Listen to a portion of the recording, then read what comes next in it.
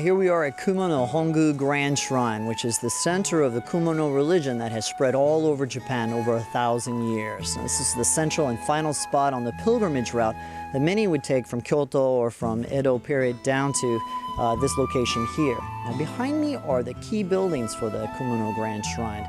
3 buildings encapsulating at least 4 of the main 12 gods of the Kumano religion. The one behind me here is for this location, the Hongu Grand Shrine, and then 2 of the other main gods are down on the other far side. Now, each of the gods enshrined there represent the 3 Sanzan, or the 3 main shrines of the Kumano area. People would make the pilgrimage, come down south, and visit each of them in the opportunity to be reborn into a better world. Now, this is not the original location of the shrine. It used to be down by the river, about 500 meters down the hill, and that was called Oyunahara until about 120 years ago when a major flood washed away most of the buildings. 4 main shrines were taken from there and rebuilt up here behind us here. Now people from all over Japan and all over the world come here to worship and to seek enlightenment and a better life into the future world.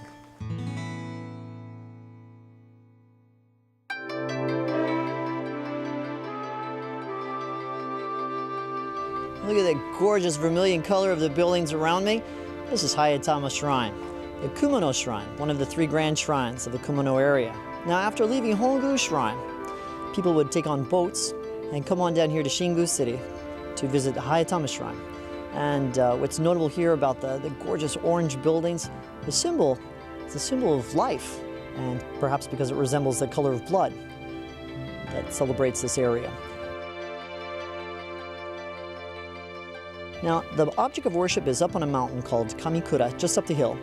And at the top is a rock called Gotobiki Iwa. Gotobiki Iwa is where, according to Japanese mythological legend, the gods descended and visited this area.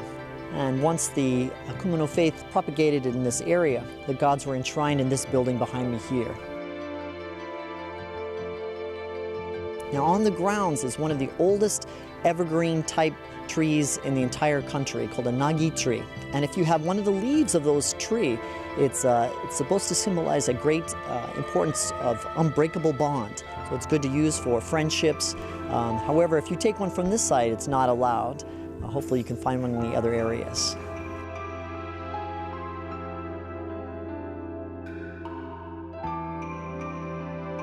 After pilgrims arrived here in the Nachi area, they would climb up what was called the Daimon Zaka, or the Great Gate Hill, and arriving here at Kumano Nachi Grand Shrine, which you can see behind me. It's the 3rd grand shrine of the area, the Kumano worship area. After visiting Hongu and Shingu, Nachi would be the 3rd stop along that pilgrimage trail. Now, up until 140 years ago, both Shintoism and Buddhism would be worshipped together. And during the Meiji area, those grand areas were separated. Now, behind me is the Nachi Grand Shrine, and beyond it is Seigan Toji Temple, which is the first stop on the 33 Kannon Temple pilgrimages here in the Kansai or Kinki area. And beyond that is the highest waterfalls in Japan.